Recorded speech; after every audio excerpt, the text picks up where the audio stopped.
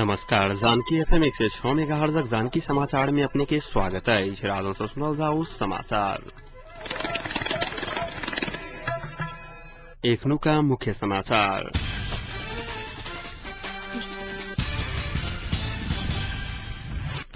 धौनसा में बिना दर्ताक दर्जनों विद्यालय सब संचालन में शिक्षा माफिया सब सक्रिय।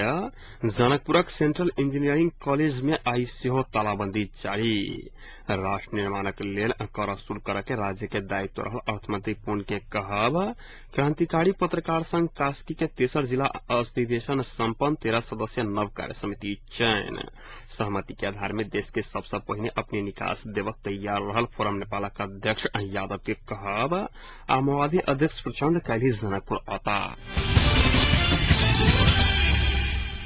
धौनसा में संचालित अधिकांश निजी विद्यालय सब अनुमति लेने कक्षा सब बेसी पढ़ा रहा।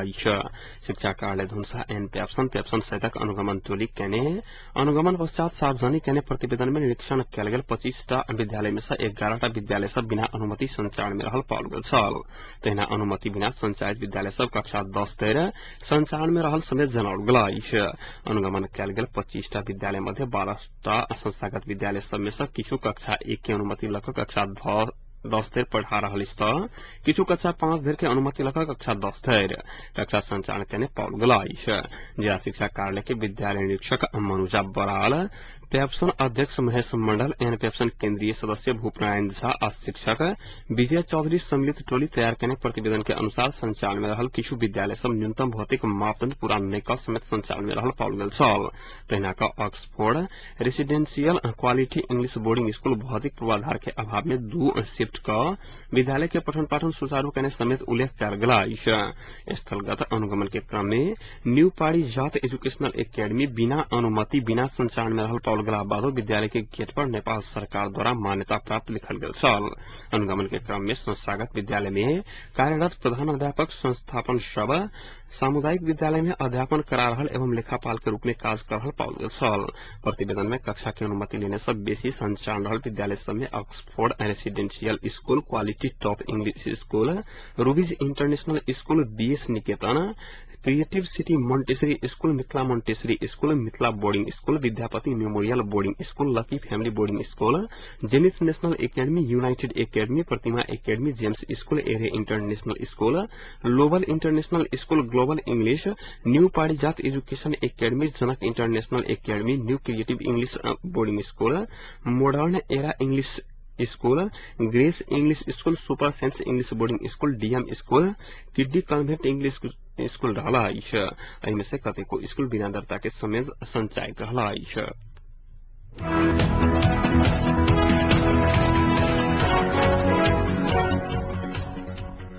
जनकपुर रामानंद चौक स्थित सेंट्रल इंजीनियरिंग कॉलेज में अध्ययनरत विद्यार्थी द्वारा कयल गेल तालाबंदी आइयो जारी रहल। कॉलेज में अध्ययनरत विद्यार्थी द्वारा कयल गेल तालाबंदी के कारण कॉलेज के पठन पाठन आई सेहो पूर्ण रूपेण अवरुद्ध रहल।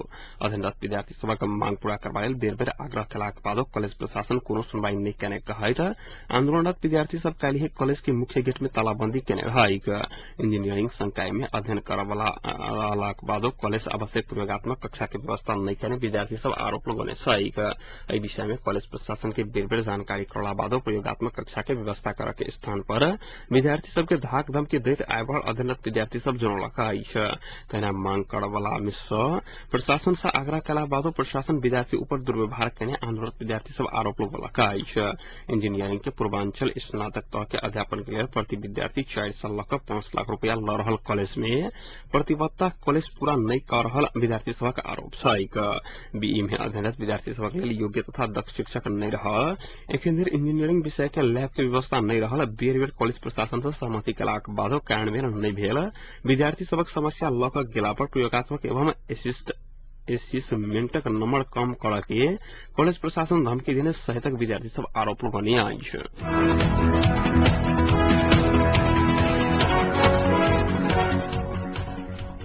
अर्थमंत्री वर्षमान लोकतांत्रिक पद्धति में करदाता के विश्वास में लकर राष्ट्र निर्माण के लिए कर असूल करा के राज्य के दायित्व रहल बतौने छलखिन। वो आंतरिक राजस्व विभाग द्वारा सेवा उद्योग अंतर्गत संचार क्षेत्र संग संबंधित प्रकाशन गृह रेडियो छापा माध्यम आ विज्ञापन एजेंसी संग कल गेल अंतरक्रिया कार्यक्रम में कर प्रशासन में रहल कमी कमजोरी हटावा आ के चुस्त आ पारदर्शी बनावे सरोकार वाला करदाता संग साक्षात्कार के काज शुरू कल गेल जानकारी देने छलखिन। संचारकर्मी आ कर प्रशासन बीच आपसी विश्वास आ संबंध सहयोगीपूर्ण होवा के धारणा रखत अर्थमंत्री लगानी मैत्री वातावरण सृजना का बेसी कर उठावा के सरकारक नीति रहल उल्लेख कयने छलखिन।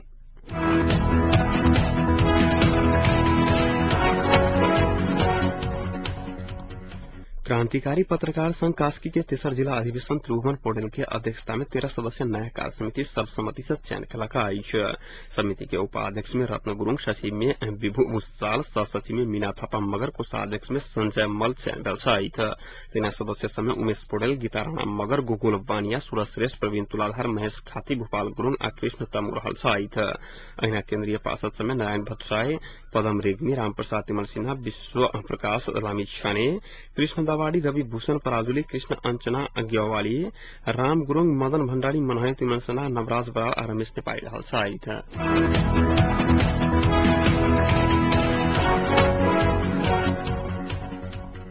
तराई के राजधानी संग जोड़ा वाला दूध मार्ग में पड़ा वाला जगह के मुआवजा वितरण में ढिलाई भेला काम प्रभावित भेल।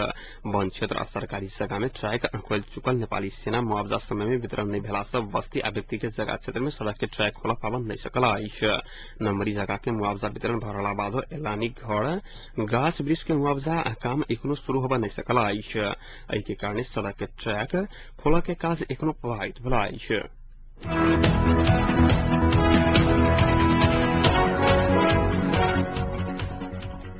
नेकपा एमाले के सचिव युवराज केवाली वर्तमान सरकार देश के राजनीतिक और संवैधानिक संकट लंबियावा के ज्वालामुखी सृजना कऽ आगाड़ी बढ़ खोजला पर वो हुनक सभक लेल घाता खेत बतौने छलखिन। एमाले के उपत्यका विशेष समन्वय कमिटी 34वां बैसार के उद्घाटन करते हुए वर्तमान सरकार ज्वालामुखी के बीच में पड़ि सत्ता चला रहल आरोप लगौने छलखिन।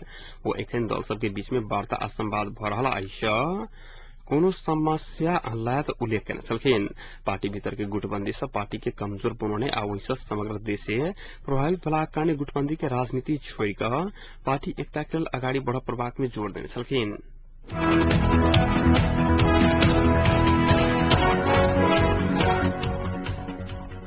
बाजार में कृत्रिम अभाव सृजना का अनियंत्रित मुनाफा खाई चाह रहल कालाबाजारी के नियंत्रण कर सरकार नेपाल राजपत्र में अत्यावश्यकीय उपभोग्य सामानक मूल्य सूची प्रकाशित कर अंकुश लगाव के तैयारी केने अछि।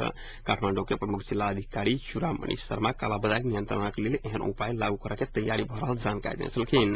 रिपोर्टर्स क्लब आई के साक्षात्कार में वो दैनिक उपभोग्य सामानक मूल्य निर्धारण के स्पष्ट आधार में भेलाक कारणे व्यापारी सब कृत्रिम अभाव सृजना के कालाबाजारी के दावा करैत अपने सब नागरिक संग मिलकर बाजार के अनियमित अनुगमन करे के प्रतिबद्धता व्यक्त करने छलखिन।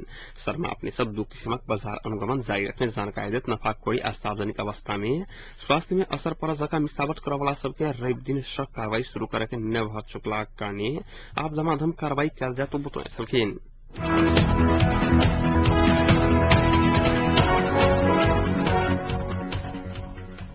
राष्ट्रीय भूमि अधिकार मंच नेपाल गांव मंच ढाकल अघाड़ी के आयोजना में चूरे तथा भूमि अधिकारक लेल स्थानीय राजनीतिक दल आ सरोकार वाला सब संघक एक दिनी अंतरक्रिया कार्यक्रम आई सम्पन्न भेल।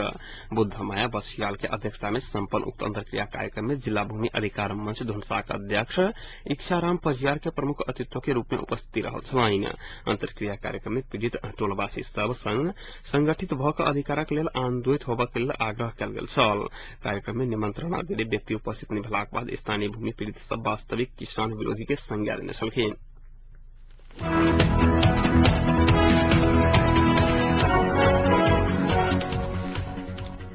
नेकपा माओवादी के अध्यक्ष प्रचण्ड काल्हि जनकपुर आवाला छथि। कार्यकर्ता प्रशिक्षण कार्यक्रम में सहभागी हेबाक लेल प्रचण्ड काल्हि 10 बजे जनकपुर औता। काल्हि कार्यक्रम में प्रशिक्षण देबा के संगे अध्यक्ष प्रचण्ड शहीद परिवार उद्योगी व्यापारी सब संग भेंटघाट करबाक कार्यक्रम समेत रहल अछि। काल्हि 3 बजे वो मारवाड़ी सेवा समिति में पत्रकार सम्मेलन के आयोजना समेत केने छथि।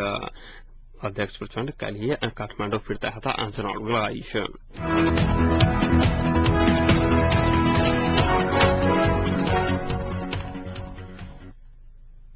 प्रधानमंत्री डाक्टर बाबुराम भट्टराई असंलग्न राष्ट्रसभा 16 शिखर सम्मेलन के आई संबोधन कलाई असंलग्न आंदोलन के संस्थापक सदस्य के नाता से प्रधानमंत्री डाक्टर भट्टराई आई संबोधन कलाई भट्टराई भोरे स्थानीय समय अनुसार 11 बजे संबोधन करने प्रधानमंत्री विश्व शांति आ भाईचारा के जोड़ देत नेपाल में जारी शांति प्रक्रिया के आगा बढ़ा रहा विषय के संबोधन करने आई सरकार प्रमुख तथा राष्ट्र प्रमुख सभक अपन धारणा रखलाक बाद तेहरान घोषणा पत्र जारी कर सम्मेलन समापन करे के कार्यक्रम रहल सम्मेलन के सचिवालय जनौलक अछि।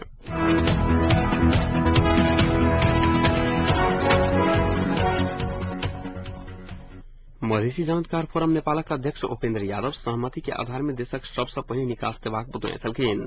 फोरम नेपाल रूपन्देही भैरवा में आयोजना केने पत्रकार सम्मेलन में यादव देश राजनीतिक आर्थिक संवैधानिक संकट में फंसलाक कारणे पहिने देश के निकासक बाढ़ देबाक चाही बतौने छलखिन।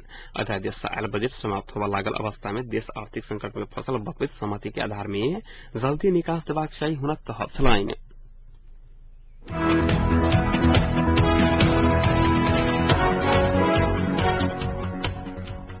राष्ट्रीय जनशक्ति पार्टी अपन महामंत्री केशर बहादुर बिष्ट के पदमुक्त कलक पार्टी अध्यक्ष सूर्य बहादुर थपा बिष्ट के पत्र पठाकर पदमुक्त कैने छलखिन।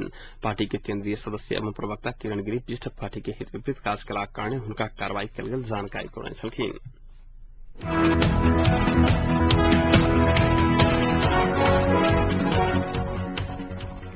आप तापक्रम एखन जनकपुरक तापक्रम 32 डिग्री सेल्सियस रहला।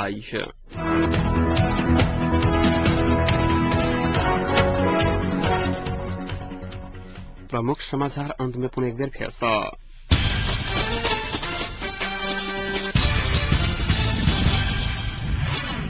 धुंसा में बिना दर्ताक दर्जनों विद्यालय सब संचालन में शिक्षा माफिया सब सक्रिय जनकपुरक सेंट्रल इंजीनियरिंग कॉलेज में आई सेहो तालाबंदी जारी। राष्ट्र निर्माणक लेल कर असूल करे के राज्य के दायित्व रहल अर्थमंत्री पूर्ण के कहब।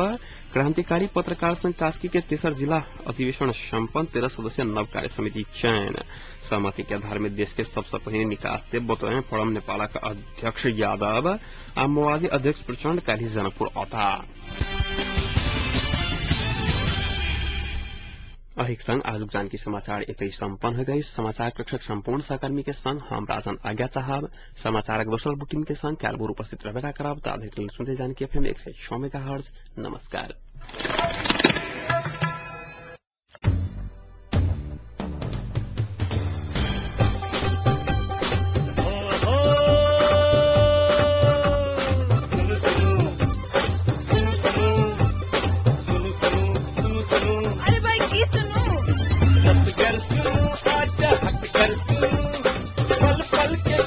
घर बैसल